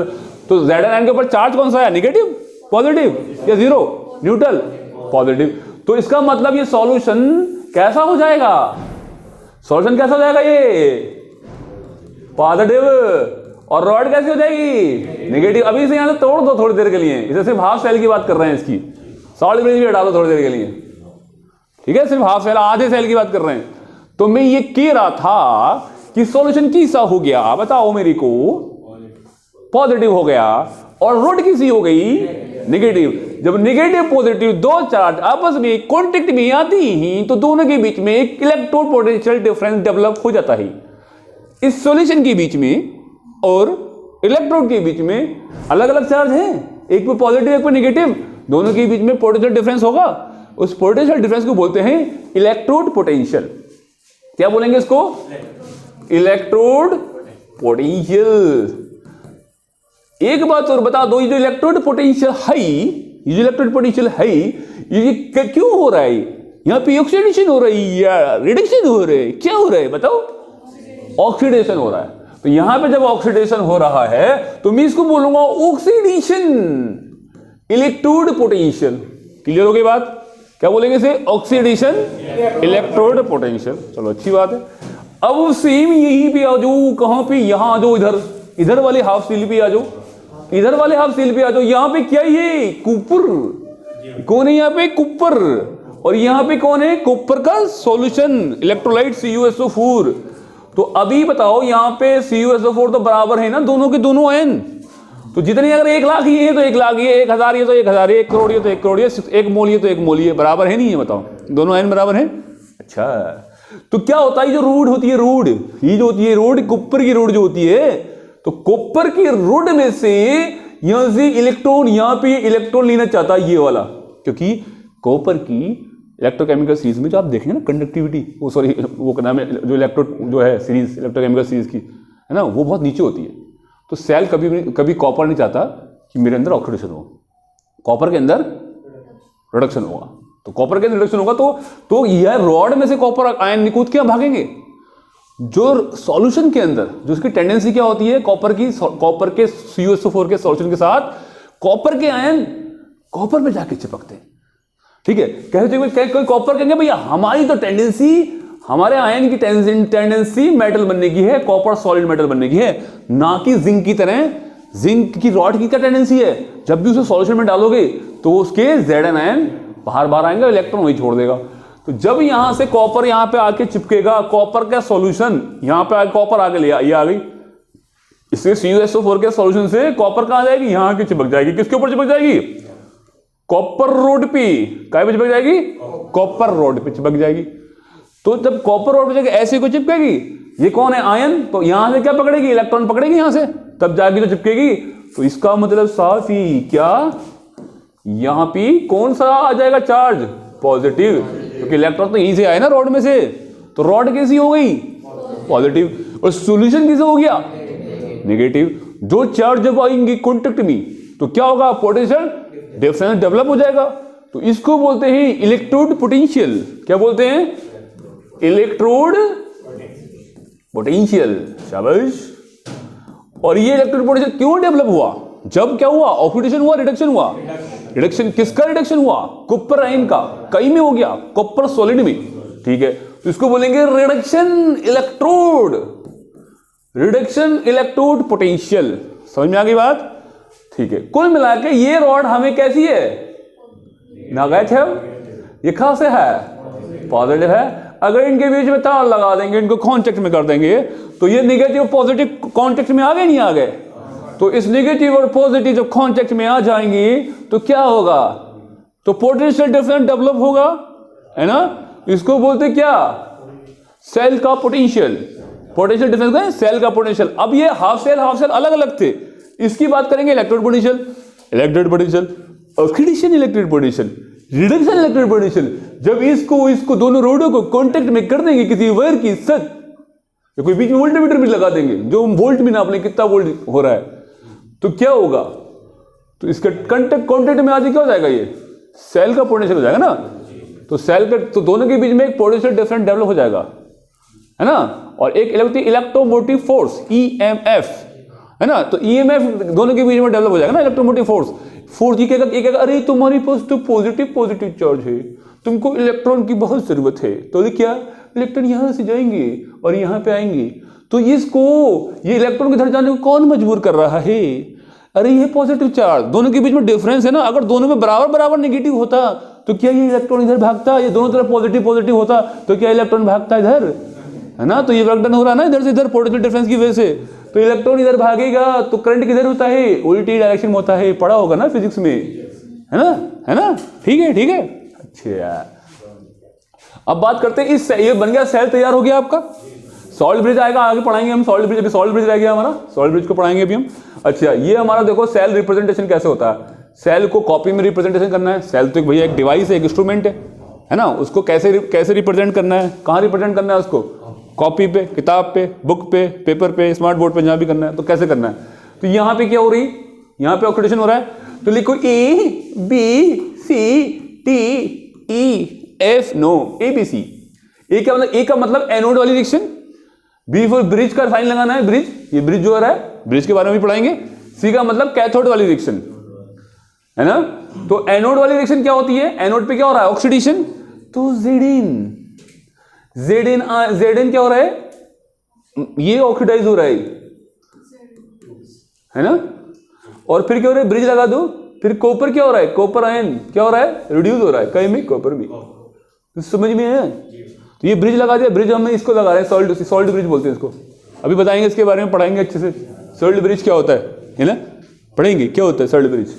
तो मैं ये कह रहा था, तो ये क्या एनोड वाली रिएक्शन, तो जिंक, तो एनोड पे क्या रिएक्शन होती है, अरे जिंक से Zn आयन में तो चेंज होता है, और कॉपर में, कॉपर आयन काय में चेंज होते हैं, कॉपर मेटल में चेंज होते हैं। बताओ ऐसे ही तो होता है, ये ऐसे नहीं होता, ऐसे होता है।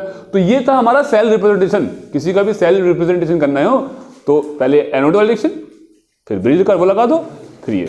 अच्छा, एक बात और, ये जो आपका Zn है, ये इसकी स्टेट कौन सी है, सॉलिड, और ये क्या चलने दे रहा है, पानी के अंदर एक्वस चला गया, एक्वस, तो इसकी स्टेट एक्वस है। जब दोनों की फेस अलग अलग हो तो आप ऐसे एक पैरेलल लाइन से, आप ऐसे लाइन से आप कर देंगे, स्लैश लगा देंगे। अगर नहीं है तो आप लगाएंगे कोमा, ऐसे कोमा लगाएंगे दोनों में। अभी देंगे ऐसा एग्जाम्पल। तो ये कौन सा एक्वस फॉर्म में है, ये क्या सॉलिड में, तो ऐसे लाइन लगा दो, पैरेलल लाइन लगा दो, ऐसे खींच दो लाइन, पैरेलल लाइन कर दो, ऐसे स्लैश खींच दो। ठीक है, ये तरीका होता है सेल को रिप्रेजेंट करने का। ठीक है, अब देखिए, अब जैसे मान लो आपका ये है, ये मैंने इसको जोड़ दिया, ये कोई एक सेल है, इसमें कौन है, एक प्लेटिनियम है। प्लेटिनियम जो इलेक्ट्रोड होती है वो इनर्ट इलेक्ट्रोड होती है, इनर्ट होती है, वो रिएक्शन नहीं करती है सॉल्यूशन के साथ। ठीक है, सॉल्यूशन काय का है, Fe2+ का सॉल्यूशन है। काय का सॉल्यूशन है, Fe2+ एक्वस, और यहाँ पे क्या कॉपर है, कॉपर की रॉड। इस बार हमने क्या करा, Fe2+ का सॉल्यूशन लिया है, और यहाँ पे एक रॉड कौन सी ली, कौन से मेटल के लिए, इस बार जिंक की नहीं ली हमने, आयरन की नहीं ली, हमने प्लेटिनियम की ली है। और प्लेटिनियम की जो इलेक्ट्रोड जब आप डिप करोगे तो वो अपने आयन नहीं देगी सॉल्यूशन को, वो अपने सॉल्यूशन को आयन नहीं देगी। तो क्या होगा भैया, ये एनोड है और ये कौन है, कैथोड है। एनोड पे क्या होगा, ऑक्सीडेशन होगा। ऑक्सीडेशन कैसे होगा, हमें पता है ना Fe2+ है, जब ऑक्सीडेशन होगा तो भैया और इलेक्ट्रॉन निकालो उसके अंदर से। तो आयन तो दो फॉर्म में रहता है, Fe2+ और Fe3+। तो कितनी गुंजाइश है इसके पास इलेक्ट्रॉन निकालने की, एक और निकाल लोगे तो एक और इलेक्ट्रॉन निकाल दो। ये क्या हो गया आपका Fe3+ और एक इलेक्ट्रॉन, बताओ हो गया नहीं हो गया है। तो ये हो गया आपकी ऑक्सीडेशन की रिएक्शन। ये कैसा था आपका, एक्वस था, ये क्या था आपका, एक्वस था। तो ये जो सॉल्यूशन है, ये जो सॉल्यूशन है, सॉल्यूशन के Fe2 आयन इस प्लेटिनियम के रॉड पे जाके चिपकेंगे पट से, और वहां क्या करेंगे, इलेक्ट्रॉन छोड़ देंगे, और इलेक्ट्रॉन यहां से यहां को यहां चला जाएगा इलेक्ट्रॉन। तो एक इलेक्ट्रॉन छोड़ देंगे ना, बताओ, छोड़ देंगे एक इलेक्ट्रॉन, एक Fe2+ आयन एक इलेक्ट्रॉन छोड़ देगा किसके, इस रॉड पे, इस रॉड पे आगे आएंगे, और इस रॉड के कांटेक्ट में जैसे ही Fe2+ आएगा, जैसे Fe2R टहलता हुआ और इससे कांटेक्ट में आया तो एकदम क्या होगा, इलेक्ट्रॉन जो छीन लेगा प्लेटिनियम, और वहां से क्या हो जाएगा, एक इलेक्ट्रॉन निकाल देगा, और फिर सॉल्यूशन में क्या आएगा, Fe3+ आयन। तो ऑक्सीडेशन हो गया।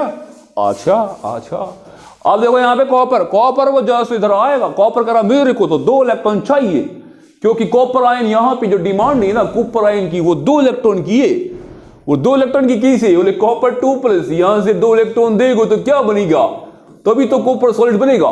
तो इसे कहा भाई साहब तुम एक काम नहीं कर सकते, बोले क्या, आप 2 लोग आओ और 2 इलेक्ट्रॉन जोड़ो और 2 ये बनाओ, बोले क्या बात है, हम तो बहुत सारे करोड़ों हैं, एक मोल में भी कितना होता है, 6.02 × 10⁻23 होता है, अरबों से भी ज्यादा होता है। तुम्हारे पास तो बहुत आए नहीं, कोई बात नहीं, हम 2 आ जाएंगे, तो 2 इलेक्ट्रॉन ये रिलीज करेगा और 2 इलेक्ट्रॉन ये पकड़ेगा, इसमें क्या होगा, ऑक्सीडेशन, इसमें क्या होगा, रिडक्शन। समझ में आ गया। ये क्या है, ये कि ब्रॉड प्लेटिनियम क्या है, एनोडी, तो एनोड पे होगा ऑक्सीडेशन। किसका ऑक्सीडेशन होगा, इस बार आयंस का, जो सॉल्यूशन के अंदर आयंस है उसका, Fe2+ से क्या चेंज हो जाएगा, Fe3+ में। तो अब बात करते हैं सेल रिप्रेजेंटेशन की, ABC। ए मतलब एनोड वाली रिएक्शन। तो एनोड पे क्या हो रहा है भाई साहब, एनोड पे Fe2+ है, वो काय में चेंज हो रहा है, Fe3+ में हो रहा है। तो मैं कह रहा हूं यहां लगा देंगे कोमा, क्यों, क्योंकि फेस चेंज नहीं हो रहा, दोनों ही एक्वस हैं। इस बार सॉलिड और एक्वस नहीं है। पहले मैंने कहा था कहां पे वो पैरेलल लाइन कहां लगेगी, जहां पे फेस चेंज होगा, है ना। अच्छा, अब देखो यहाँ पे कॉपर कितना है, यहाँ पे 2 इलेक्ट्रॉन पकड़ के ये हो गया, तो ये लगा दिया हमने, ब्रिज लगा दिया और ऐसे लगा दिया। ठीक है। और एक बात दिखाते हैं, जब भी हम सेल रिप्रेजेंटेशन करेंगी, तो आपको ये नहीं लगाने 2 स्टोचोमेट्रिक कोएफिशिएंट नहीं लगाने, बस आपको अपना माल दे देना। माल क्या कर रहा है, माल हमारा कौन है, Fe2+, वो काय में चेंज हो रहा है, Fe3+ में चेंज हो रहा है। ये नहीं 2 Fe2+, 2 में लिख के यहाँ पे 2 लगाऊंगा मैं, मानूंगा नहीं भाई, नहीं लगाने हैं, नहीं लगाने ना, समझ में आ गई बात। तो ये ऐसे लगाने, तो सेल रिप्रेजेंटेशन का मतलब है 3 है, 4 है, 5 है, उससे कोई मतलब नहीं है, कौन सा आयन कितने में चेंज हो रहा है, सिर्फ ये लगाना है। और यहाँ पे तो सिर्फ 1 इलेक्ट्रॉन निकल रहा है या 2 इलेक्ट्रॉन पकड़ रहा है, तो यहाँ पे तो लगाऊंगा मैं ना, नहीं करना भाई, ऐसा नहीं करना सेल रिप्रेजेंटेशन। ठीक है, सेल रिप्रेजेंटेशन में सिर्फ एक अपना मान लेना है, कौन सा आयन किस में चेंज हो रहा है, कौन सा आयन किस में चेंज हो रहा है, जनरल के नाम है कॉन्सेप्ट क्या हो रहा है, बैलेंस नहीं करना। बैलेंस के लिए मतलब कहां करना है, बैलेंस एक सेल की केमिकल रिएक्शन होती है, ये सेल रिप्रेजेंटेशन है। सेल रिप्रेजेंटेशन में बैलेंस रिएक्शन नहीं लिखनी, तो सेल में ये मैंने बैलेंस बताई यहाँ पे। अब सेल रिएक्शन, सेल की जो केमिकल रिएक्शन होगी उसमें लिखना है। तो वो क्या है, पहला स्टेप है एनोड की रिएक्शन लिखकर, दूसरा वाला कैथोड की रिएक्शन लिखकर, फिर इलेक्ट्रॉन बराबर कर दिए, पहली बराबर 2 कर दिए, 2 इधर कर दिए, कर दिए ना, कर दिए। बोले फिर क्या नाम है, उनको एनोड और कैथोड की मिला के लिख दो। तो क्यों हम सीधा सीधा लिख देते हैं। देखो क्या होगा, जो Fe2+ है इसको जोड़ दो, ये लेफ्ट हैंड है, ये लेफ्ट हैंड है, ये राइट हैंड है, ये राइट हैंड है। तो मैं कह रहा हूं 2Fe2+ क्या बना रहा है। अब मैंने बैलेंस कर दी। सेल की जो केमिकल रिएक्शन जब लिखेंगे ना तब होगी बैलेंस वाली बात, रिप्रेजेंटेशन में नहीं होगी बात, ठीक है। तो वहां पे क्या जाएगा, ये कितना हो गया भाई साहब, 2 इलेक्ट्रॉन, और ये कितना हो गया Cu2+, 2 इलेक्ट्रॉन, कितना हो जाएगा कॉपर सॉलिड। तो मैं यूं कह रिया था इसे जोड़ दो, तो जोड़ने में क्या होगा, ये कट जाएगा। क्या कट जाएगा, ये इलेक्ट्रॉन कट जाएगा, क्योंकि बराबर इलेक्ट्रॉन तभी तो करें कटने के लिए, number of electron oxidation reduction में बराबर कर लेंगे, वो कट जाएंगे। तो क्या होगा 2Fe2+ प्लस कॉपर 2+ कितना हो जाएगा 2Fe3+ और प्लस कितना है कॉपर सॉलिड। देखो इस टोटल ओवरऑल रिएक्शन का मतलब क्या है, इसका मतलब है 2Fe2+ आयन थे, एक ने 1 इलेक्ट्रॉन निकाला, 2 ने कितने निकाले 2 इलेक्ट्रॉन, और उन 2 इलेक्ट्रॉन को कॉपर ने पकड़े और पकड़ क्या बना दिया, कॉपर सॉलिड बना दिया। ये तो हो गई ओवरऑल रिएक्शन। तो इलेक्ट्रॉन इसने निकाले, जो इसने ले लिए, क्योंकि एक नहीं निकाल पा रहा, एक तो एक ही निकाल पा रहा था ना, तो कॉपर को चाहिए 2। बताओ समझ में आ गई बात। ये होगी आपकी बैलेंस। ये ना होने की, ये फिर क्या क्या हो रहा है इसमें, एक का लिखेंगे बस, 2 3 4 इससे मतलब नहीं है, बैलेंस से मतलब नहीं है। सेल रिप्रेजेंटेशन में क्या हरकत हो रही है, ऑक्सीडेशन कैसा हो रहा है, रिडक्शन कैसे हो रहा है, ये नहीं कि हमें 2 से करके बैलेंस करनी है। बताओ समझ में आ गई बात। जिंक का करके दिखाऊं मैं, जिंक वाले सेल का, डैनियल सेल का Zn का में चेंज होता है, Zn2+ और 2 इलेक्ट्रॉन में, और यहीं पे कॉपर क्या करता है 2 इलेक्ट्रॉन पकड़ता ही, और काय में चेंज होता है कॉपर सॉलिड में। अब दोनों की इलेक्ट्रॉन कितनी ही बराबर ही, तो इसको तो कोई ऑलरेडी बराबर है, तो जोड़ दो। पहले एनोड की रिएक्शन लिखी, फिर कैथोड की रिएक्शन लिखी। एनोड पे क्या होता है, ऑक्सीडेशन होता है, पढ़े हो ना अभी डैनियल सेल में। ये क्या होता है, रिडक्शन होता ही। ये कौन सी है एनोड वाली, ये कौन सी कैथोड की। तो जोड़ो तो ओवरऑल रिएक्शन क्या आएगी, जिंक ने 2 इलेक्ट्रॉन निकाली, किसको दिए, कॉपर आयन को दिए, क्या बनाया कॉपर सॉलिड, और जिंक खुद क्या बन गया Zn2+N। बोले इलेक्ट्रॉन कहां चले गए, बोले ये दे दिए ना एक दूसरे को, इसने ले लिया, इसे खा गया, ये इसके इलेक्ट्रॉन ये खा गया, तो खा गया ना, ये दिए इसको आ गए, बस खत्म। ये क्या हो गई आपकी सेल की केमिकल रिएक्शन हो गई। रिएक्शन दिखानी है ना सेल की, तो रिएक्शन को बैलेंस में दिखाते हैं। पहले एनोड की रिएक्शन लिखो, फिर कैथोड की लिखो, दोनों को जोड़ दो, नंबर ऑफ इलेक्ट्रॉन पहले बराबर कर लो, फिर जोड़ दो, फिर लिख दो। क्लियर। अब सॉल्ट ब्रिज के बारे में पढ़ लेता, बड़ा ही आसान है सॉल्ट ब्रिज। सॉल्ट ब्रिज क्या है, अरे वो ना था ना पीछे कुछ जोड़ा हुआ, दोनों कट्टर को जोड़ रहा था, ये जोड़ रहा था, देखो ये वाला, ये रहा सॉल्ट ब्रिज। ये कैसा शेप में है, उल्टे यू शेप में है ना, उल्टे यू शेप में होता है, यू शेप रहता है, ग्लास की रॉड, ग्लास का बना हुआ होता है। इसके अंदर क्या क्या होता है पहले से पढ़े। पहली बात तो ये पता होना चाहिए ये लगाते क्यों है भाई, क्या जरूरत है इसकी जरूरत क्या है, इसकी जरूरत क्या है यही बताता हूं मैं, क्या जरूरत है इसकी। देखो इसकी जरूरत क्या है, मैंने बताया था ये कैसा हो जाएगा, ये वाला सॉल्यूशन पॉजिटिव, कैसा हो जाएगा पॉजिटिव, और रॉड कैसी हो जाएगी नेगेटिव, ये क्या हो जाएगा पॉजिटिव, और ये कैसी हो जाएगी नेगेटिव। क्यों होगी, वजह क्या है इसके पीछे, यहां पे CuSO4 था। एक बात बताओ, जब सारा का सारा कॉपर यहां पे आके लग जाएगा, तो पहले कॉपर और SO4 आयन बराबर थे, लेकिन अब कॉपर यहां पे आगे लग गया, तो यहां सॉल्यूशन में कौन ज्यादा बचा, SO4 नेगेटिव। तो इसलिए ये सॉल्यूशन कैसा होता है, ये सॉल्यूशन नेगेटिव होता है। ठीक है, तो धीरे धीरे जब सेल शुरू में स्टार्ट होगा, तो ऐसा लगातार ये पॉजिटिव होता चला जाएगा, नहीं जाएगा, और ये लगातार नेगेटिव होता चला जाएगा। तो इलेक्ट्रॉन सेल किस बेस पे चल रहा है, जब इलेक्ट्रॉन का फ्लो इधर से इधर हो रहा है, क्योंकि हमने इन दोनों को कांटेक्ट में कर दिया है। क्यों कर दिया है, क्योंकि ये नेगेटिव है, ये पॉजिटिव है, दोनों के बीच में क्या है, पोटेंशियल डिफरेंस है, और पोटेंशियल डिफरेंस होने की वजह से इलेक्ट्रॉन यहां से यहां को भागेगा। तो अगर इलेक्ट्रॉन यहां से यहां को भागा, यहां बीच में आप कोई पंखा लगा दो, अपना कोई बैटरी लगा दो, आपका चल पड़ेगा। अगर इलेक्ट्रॉन नहीं भागेगा तो भैया सेल चल पाएगा, सेल क्या पड़ जाएगा ठप, सेल क्या पड़ जाएगा, ठप पड़ जाएगा सेल। कब पड़ेगा सेल ठप? सेल ठप पड़ेगा जब इलेक्ट्रॉन का इधर जाना रुक जाएगा। तो जैसे जैसे यहाँ पे नेगेटिव होगा तो नेगेटिव कहेगा बेटा तुम कहाँ जा रहे हो उधर, नेगेटिव ये पॉजिटिव है ना, ये नेगेटिव है, तो ये पॉजिटिव इतना ज्यादा इकट्ठा हो जाएगा थोड़ी देर बाद सेल के इस चैम्बर के अंदर, इस हाफ सेल के अंदर, ऑक्सीडेशन वाले हाफ सेल के अंदर, कि इलेक्ट्रॉन को पकड़ के खींचेगा, अरे कहाँ को जा रहा है, क्योंकि अपोजिट चार्ज है ना। तो कहेगा भाई इलेक्ट्रॉन उधर जाना बंद हो जाएगा, इधर नेगेटिव है, नेगेटिव इधर कौन है, नेगेटिव, कह रहा इलेक्ट्रॉन यहाँ को आ रहा है, कह रहा कहाँ को आ रहा है, अपोजिट चार्ज क्या करेगा, उसे रिपेल करेगा, करेगा नहीं करेगा। तो ये सॉल्यूशन धीरे धीरे नेगेटिव हो जाएगा, ये सॉल्यूशन कैसे हो जाएगा, धीरे धीरे पॉजिटिव। तो ये इलेक्ट्रॉन को जाने देने का, खींचेगा पकड़ के अट्रैक्शन फोर्स से, और ये नेगेटिव चार्ज रिपेल करेगा इसे आने देने का। तब ये आने नहीं देने का और वो जाने देने का, तो फिर क्या होगा, तो इलेक्ट्रॉन क्या होगा, रुक जाएगा, बीच में नहीं जाएगा ना, तो सेल को जाएगा ठप। तो अब ठप हो गया तो हमारा मामला खराब हो गया, सेल तो ठप नहीं होना चाहिए। तो तब हम तब हमारा सॉल्ट ब्रिज आके काम करता है यहाँ पे। तो हम इस बात को, इस लिमिटेशन को हटाने के लिए सॉल्ट ब्रिज का इस्तेमाल करते हैं। सॉल्ट ब्रिज क्या करेगा, देखो दूसरी वाली बात, एक बात और बताता हूं मैं। सॉल्ट ब्रिज क्या करेगा, सॉल्ट ब्रिज क्या करेगा, सॉल्ट ब्रिज जो करेगा, सॉल्ट ब्रिज के अंदर क्या चीज होती है, इसके अंदर होते हैं इलेक्ट्रोलाइट। कौन कौन से इलेक्ट्रोलाइट होते हैं, KCl वगैरह है ना, इस टाइप के इलेक्ट्रोलाइट होते हैं। और अगर सॉल्यूशन होता है, अगर बायोलॉजी में पढ़ो, अगर सॉल्यूशन होता है तो इनका मिला के पेस्ट बना लेते हैं, पेस्ट से इस सॉल्ट ब्रिज को भर देते हैं और सेमी सॉलिड हो जाता है। तो यहां का लिक्विड यहां नहीं जाता, यहां का लिक्विड यहां जाता, और यहां पे एक वूल कॉटन लगा देते हैं, यहाँ पे ग्लास वूल लगा देते हैं यहाँ पे, तो यहां का सॉल्यूशन ऊपर को ना जाए।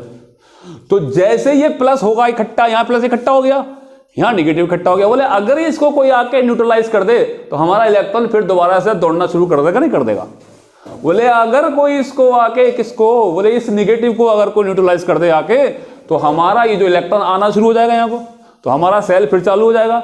तो ऐसा ये ठप ना पड़े, इसलिए हम इलेक्ट्रोलाइट डालते हैं। तो जैसे ही यहाँ पे पॉजिटिव होगा तो सॉल्ट ब्रिज का जो केस देख रहे हैं ना, KCl वाला, K प्लस और Cl नेगेटिव और भी इलेक्ट्रोलाइट मिलाते हैं, तो ये यहाँ पे इधर जाएगा, पॉजिटिव की तरफ जाएगा, नेगेटिव की तरफ, और ये वाला Cl कहां जाएगा, पॉजिटिव की तरफ। तो ये इसके पॉजिटिव चार्ज को, नेगेटिव चार्ज को न्यूट्रलाइज कर देता है, और जब न्यूट्रलाइज कर देगा तो आराम से इलेक्ट्रॉन आराम से दोबारा से चलना स्टार्ट, टकटक टकटक टकटक। तो हम इसे पहले लगा देते हैं, ये कंडीशन ही आती नहीं। तो हम सॉल्ट ब्रिज हमारा लगा रहेगा, तो जो इसके अंदर जो इलेक्ट्रोलाइट हैं, जो इसके अंदर जो इलेक्ट्रोलाइट हैं, उसको क्या कर देगा, वो उसको क्या कर देगा, न्यूट्रलाइज कर देगा, और आराम से इलेक्ट्रॉन हमारा मूवमेंट करेगा। इलेक्ट्रॉन मूवमेंट करेगा तो करंट होगा तो पंखा बल्ब बिजली तो चलाते फिरो, टॉर्च और जो भी यूज करते रहो। तो ऐसे हमारा सॉल्ट ब्रिज लगा रहता है काय के अंदर, सेल के अंदर। सेल के अंदर एक सॉल्ट ब्रिज लगा रहता है, जो इसलिए जल्दी से ठप ना पड़े, एक लंबे टाइम तक चलता रहे। क्लियर होगी बात। और क्या काम होता है सॉल्ट ब्रिज का, इन दोनों को कनेक्ट कर देता है। किसको कनेक्ट, इस हाफ सेल को कनेक्ट करके रखता है, दोनों के सॉल्यूशन को कनेक्ट करके रखता है। ठीक है। और क्या होता है, कई सारे अमोनियम क्लोराइड, KCl, कई सारे वो होते हैं सॉल्ट, और दोनों की आयनिक मोबिलिटी कैसी होती है, तो ये होते हैं KNO3, K प्लस NO3, ये एक इलेक्ट्रोलाइट है, एक ये इलेक्ट्रोलाइट है अमोनियम क्लोराइड KCl, ये होता है किसके साथ मिलाते हैं, अगर के साथ। तो पेस्ट बना देते हैं इलेक्ट्रोलाइट का, जो इसके अंदर क्या भरा रहता है, ये भरा रहता है। NCERT में है ये सब, ये KCl लिख रखा है इसके बारे में, KCl का, K अमोनियम क्लोराइड का, इसके बारे में लिख रखा है। और ये अगर के साथ मिला के पेस्ट बना के, ये भैया ये यहाँ पे पेस्ट बना हुआ है। ठीक है। और क्या करता है, neutralization of both anode and cathode करता, नहीं करता, समझ में आ गई। पहली एप्लीकेशन क्या, सॉल्ट ब्रिज की, को एनोड चैम्बर को और कैथोड चैम्बर को कनेक्ट करता है। तो न्यूट्रलाइज करता है बोथ एनोड और कैथोड क्या, इलेक्ट्रोलाइट को इलेक्ट्रोलाइट को करता है ना। तो सॉल्यूशन में जो चार्ज, सॉल्यूशन में जो वो होता है ना, सॉल्यूशन में डूबा रहता है ना, यू करके यू ऐसा रहता है ना, यू करके ऐसे डूबा रहता है। तो क्या काम किया उसका, काम उसका यही तो है। क्या काम है उसका, जो ये वाला चेंबर है और ये वाला चेंबर है, इसमें जो इलेक्ट्रोलाइट है उनको न्यूट्रलाइज करना। न्यूट्रलाइज कर देगा तो क्या होगा, न्यूट्रलाइज करने से इलेक्ट्रॉन अपना फ्लो होना स्टार्ट हो जाएगा। और कैसे न्यूट्रलाइज करेगा, इन इलेक्ट्रोलाइट्स इसके अंदर होते हैं ना, जो निगेटिव वाला है उसको भेज देगा, पॉजिटिव वाला K प्लस, और इधर वाला है उसको भेज देगा NO3 वाला नेगेटिव वाला। तो ये वाले इस तरीके के ये पड़े हुए होते हैं। और अगर सॉल्यूशन के साथ एक सेमी सॉलिड, एक ठोस होता है, पूरा ठोस भी नहीं होता, सेमी सॉलिड पेस्ट बन जाता है इस तरीके से। क्यों बन जाता है, क्योंकि वो कहीं इलेक्ट्रोलाइट का पता चला, ये यहां से आपने सॉल्ट ब्रिज लगाया, इसमें तो यहां सॉल्यूशन ने एंट्री मारनी शुरू कर दी, है ना, ठीक है। अच्छा, और एक बात और, ये जो इलेक्ट्रोलाइट मिलाते हैं, ये वाले इलेक्ट्रोलाइट, इनके कैटायन की और एनायन की आयनिक मोबिलिटी बराबर होनी चाहिए। बोले आपने KCl तो यूज करा, हमारा नमक यूज क्यों नहीं कर रहे हैं NaCl? बोले भैया ऐसा है। बोले क्या कैसा है? दोनों की जो स्पीड है बिल्कुल अलग अलग है। दोनों की कैटायन की एनायन की जो आयनिक मोबिलिटी है वो बेकार है, क्योंकि जब आप न्यूट्रलाइज करो, दोनों तरफ बराबर करो ना, न्यूट्रलाइज खटाखट खटाखट खटाखट बराबर स्पीड से, पता चला एक तो धड़ाधड़ पहुंच गया बहुत तेजी के साथ, सोडियम उधर चला गया, क्लोरीन अभी पहुंच नहीं रहा है, मोटू जा नहीं पा रहे उधर, तो बराबर न्यूट्रलाइज होना चाहिए ना दोनों चैम्बर, कैथोड वाला भी एनोड वाला चैम्बर भी, है ना, ऐसे होना चाहिए ना। तो इसलिए आयनिक मोबिलिटी कैसी होती है दोनों की? ऐसा वाला इलेक्ट्रोलाइट लेते हैं जिसमें आयनिक मोबिलिटी सेम होनी चाहिए। अच्छा, liquid liquid junction minimum electrode potential. अरे ये क्या है लिक्विड लिक्विड जंक्शन पोटेंशियल? इसको बोलते हैं जीटा पोटेंशियल। क्या होता है? जब ये चेंबर लगा हुआ है, ये लगा हुआ है, अगर मानो आपने सॉलिड ब्रिज लगाया, कोई नॉर्मल कोई यूट्यूब से आपने कट कर दिया, तो बताओ ये कैसा होता है? पॉजिटिव, है ना, और ये कैसा सॉल्यूशन हो जाता है? नेगेटिव। तो यहां पे नेगेटिव वाला आ जाएगा ना, ये देखो आ गया नेगेटिव वाला, और इधर कौन सा आ जाएगा? ऊपर चढ़ जाएगा ना पॉजिटिव, अगर आपका सॉलिड ब्रिज नहीं लगा हुआ होगा, आप नॉर्मल से आपने कनेक्ट कर रखा होगा। तो इस लिक्विड में ये देखो दूसरे रंग से बना देते हैं, इसको कर देते हैं प्लस, ये प्लस ही तो था, है ना, और दूसरे वाले को दूसरे कलर से कर दे। कौन से कर दे? पिंक से कर दे, ठीक है, ये नेगेटिव आ गया। अब बताओ ये यहां पे दो लिक्विड कैसे आ जाएंगे आपस में कांटेक्ट में? ये देखो दो लिक्विड कांटेक्ट में आ गए, एक लिक्विड पे चार्ज कैसा है बाबू? पॉजिटिव, और दूसरे पे कैसा है? नेगेटिव। अब फिर दो सरफेस कांटेक्ट में आ गए, दोनों के बीच में पोटेंशियल डिफरेंस डेवलप हो जाएगा, है ना। तो यहां से नेगेटिव से और पॉजिटिव तरफ चार्ज फ्लो होगा, नेगेटिव की तरफ से होगा, तो करंट किधर होगा? करंट इधर होगा नहीं होगा करंट। तो इसको बोलते हैं लिक्विड लिक्विड जंक्शन पोटेंशियल या फिर जीटा पोटेंशियल, है ना। लिक्विड लिक्विड जंक्शन पोटेंशियल होगी, समझ में आ गई बात? ये क्या है? Liquid liquid junction potential. यहां पे जंक्शन करें ना, टकराए, अगर आप सॉल्ट ब्रिज लगाएंगे तो ये liquid liquid junction potential develop हो जाएगा ना। इस लिक्विड और लिक्विड के बीच में एक पोटेंशियल डिफरेंस डेवलप हो गया, इसको बोलते हैं लिक्विड लिक्विड जंक्शन पोटेंशियल।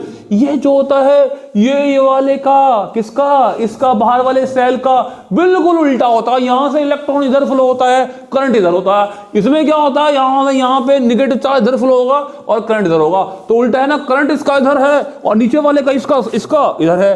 तो ये बिल्कुल इसके अपोज कर रहा नहीं कर रहा है, तो हमारे सेल की एफिशिएंसी को कर देता खराब। अगर ऐसा लिक्विड लिक्विड जंक्शन पोटेंशियल होगा तो हमारे सेल की एफिशिएंसी खराब होगी, वो अगेंस्ट में काम कर रहा है ना। वो बाहर वाला सेल का करंट किधर डायरेक्शन में? इधर, और इसे किधर है? इधर, है ना उल्टा। जो भी इसका पोटेंशियल डिफरेंस होगा उसमें माइनस करेंगे नहीं करेंगे, तो इसकी गड़बड़ कर देता है ये वाला। तो इस लिक्विड लिक्विड जंक्शन पोटेंशियल को हटा देंगे। कैसे हटा देंगे? जब आपका सॉल्ट ब्रिज आ जाएगा, क्योंकि सॉल्ट ब्रिज को हमने कैसा भरा है? सेमी सॉलिड से, है ना, पेस्ट भर दिया इलेक्ट्रोलाइट का और अगर सॉल्यूशन का, और यहां पे हमने क्या लगा दिया? कॉटन, यहाँ पे वूल कॉटन लगा दिया हमने। यहाँ पे सॉल्यूशन जा ही ना सकता यहाँ को, तो सॉल्यूशन जाएगा ना तो कैटायन एनायन के नेगेटिव पॉजिटिव सॉल्यूशन और नेगेटिव सॉल्यूशन कैसे जाएगा? तो लिक्विड लिक्विड जंक्शन पोटेंशियल को क्या करता है? मिनिमाइज करता है। कौन? Salt bridge. तो सॉल्ट ब्रिज के फायदे समझ में आ गए? ठीक है। इलेक्ट्रोड पोटेंशियल मैंने आपको बता दिया है अभी। इलेक्ट्रोड का बता दिया कि यहां पे ये रॉड है और यहां पे आपका सॉल्यूशन है, तो ये जिंक की रॉड है, तो जिंक यहां पे आएगा तो ये पॉजिटिव हो जाएगा और रॉड कैसी हो जाएगी? नेगेटिव। दोनों के बीच में जो पोटेंशियल डिफरेंस डेवलप होगा उसको बोलेंगे इलेक्ट्रोड पोटेंशियल। और यहां पे ऑक्सीडेशन हो रहा है तो उसको बोलेंगे ऑक्सीडेशन इलेक्ट्रोड पोटेंशियल, ठीक है। और दो तरह के होता है इलेक्ट्रोड पोटेंशियल, एक होता है ऑक्सीडेशन, जिंक वाला एग्जाम्पल, और एक होता है रिडक्शन, ठीक है। अगर कंसेंट्रेशन इसकी 1 मोल पर लीटर ले, कंसेंट्रेशन क्या हो जाए? मोलर कंसेंट्रेशन हो जाए, 1 मोलर हो जाए, 1 मोलर कंसेंट्रेशन हो जाए, तो जो भी इसका इलेक्ट्रोड पोटेंशियल होगा उसको बोलेंगे standard electrode potential. Standard condition में कौन कौन सी है स्टैंडर्ड कंडीशन? जब कंसेंट्रेशन सॉल्यूशन की क्या हो? 1 मोल हो, और रूम टेम्परेचर हो 298 केल्विन हो, 25 डिग्री सेंटीग्रेड हो, ठीक है। और यहां पे दो तरह के होते हैं, रिडक्शन पोटेंशियल और ऑक्सीडेशन, है ना, ठीक है। ये किसी भी सेल के लिए क्या होता है? कांस्टेंट होता है किसी भी हाफ सेल के लिए। क्यों? अगर आप ये चीजें हैं तो किसी भी, अगर आप कोई इलेक्ट्रोलाइट है, आपने 1 मोल कंसंट्रेशन ली, टेम्परेचर ये ले लिया, जो मान लो जैसे फॉर एग्जांपल जिंक का होता है, जिंक का कितना होता है 0.76 होता है ऑक्सीडेशन पोटेंशियल, ठीक है, और कॉपर का होता है 0.34, ठीक है, ठीक है, ऐसा होता है। तो स्टैंडर्ड का इतना होता है, ये इतना ही रहेगा अगर आप कंसंट्रेशन ये लेके चलेंगे, और रूम टेम्परेचर पे तो ये यही रहेगा। आगे मेरी बात समझ में? तो जिंक का कोई है हाफ सेल, उसके अंदर जो कंसेंट्रेशन है आप 1 मोल वाली लें, 1 मोलर लें, कंसंट्रेशन क्या लें 1 मोल और रूम टेम्परेचर लें, तो इसका जो इलेक्ट्रोड पोटेंशियल आएगा वो हमेशा 0.76 ही आएगा, वह कांस्टेंट होता है, ठीक है। आगे बात समझ में? ये देख रही हैं आप, ये देख रहे हैं, ये क्या हो रहा है? ये ऑक्सीडेशन हो रहा है। आयुपैक ने बोला देखो ऐसा है, एक आदमी कह रहा है कि नाम है जिंक का जो है ना वो 0.76 है, और एक आदमी कह रहा है कि इसका -0.76 है। ऑस्ट्रेलिया का आदमी ये कह रहा है, न्यूजीलैंड का आदमी ये कह रहा है। बोले साहब बावले हो गए हो, एक बात बताओ। बोले भाई साहब हमने ऑक्सीडेशन पोटेंशियल बताया है, ये भाई साहब रिडक्शन पोटेंशियल बता रहे हैं, उधर फोन पे बात हो रही है तो मामला गड़बड़ा रहा है। बोले एक हो जाओ सब, एक बात करो, ज्यादा कंफ्यूजन मत करो। तो आयुपैक ने कहा आज के बाद हम किसी के अंदर ऑक्सीडेशन हो रहा हो या किसी के अंदर रिडक्शन हो रहा हो, हम सिर्फ ऑक्सीडेशन वाली बात नहीं कहेंगे, हम रिडक्शन में कहेंगे। तो जिंक में अगर ऑक्सीडेशन हो रहा है उसका भी हम बोलेंगे रिडक्शन इलेक्ट्रोड पोटेंशियल। बोले वो कैसे? बोले जो आपका ऑक्सीडेशन वाला था तो ऑक्सीडेशन की बिल्कुल उल्टी तो है। ये क्या हो रहा है ऑक्सीडेशन, अगर मैं इसको उल्टा घुमा दूं तो क्या हो जाएगा? रिडक्शन हो जाएगा नहीं हो जाएगा? तो अगर ऑक्सीडेशन जनरली एनोड पे होता है ऑक्सीडेशन, और क्या होता है कैथोड पे क्या होता है रिडक्शन। अगर जिंक का रिडक्शन होगा तो वो यही तो इक्वेशन होगी। तो हम कह रहे हैं जो इलेक्ट्रोड पोटेंशियल है उसका कितना आ रहा था 0.76। बोले ये रिएक्शन कितना था, ये इलेक्ट्रोड पोटेंशियल जो है आपका ई। बोले ये भी क्या है, एक स्टेट फंक्शन है। क्या है ये? स्टेट फंक्शन है। अगर आप रिएक्शन को पलटोगे, पढ़े हो ना पढ़े उसके अंदर स्टेट फंक्शन में, स्टेट ऑफ मैटर में, अगर आप इसको पलट दो तो इसका क्या हो जाएगा, माइनस में हो जाएगा ना, -0.76। तो बोले इसका ऑक्सीडेशन पोटेंशियल तो 0.76 है स्टैंडर्ड का। बोले अगर आप इसको रिडक्शन में लिखना चाहो तो माइनस कर दो। तो स्टैंडर्ड ऑक्सीडेशन पोटेंशियल बराबर होता है माइनस रिडक्शन पोटेंशियल के। तो आप ऑक्सीडेशन पोटेंशियल को अगर आप चेंज करके रिडक्शन में कह सकते हो, बस साइन चेंज कर दो। तो हमें आज के बाद जो भी नर्स इक्वेशन पढ़ेंगे हम आगे जाके, या कुछ भी पढ़ेंगे, जो कोई फॉर्मूला पढ़ेंगे, उसमें जो हमें जिस बंदे के अंदर ऑक्सीडेशन भी हो रहा होगा ना, उसके हम ऑक्सीडेशन वाली बात नहीं कहेंगे, हम उसे बात कहेंगे उसके किस में बात कहेंगे, सिर्फ रिडक्शन में कहेंगे। कोई कह रहा भाई ये आदमी बहुत अमीर है, ये आदमी के नाम में गरीब है, तो गरीब नहीं बोलेंगे, गरीब का नाम ही नहीं लेंगे। बोले गरीब सिर्फ बात अमीरी की बात करेंगे, ये आदमी बहुत अमीर है, ये आदमी बेचारा बहुत कम अमीर है, ये निगेटिव में अमीर है।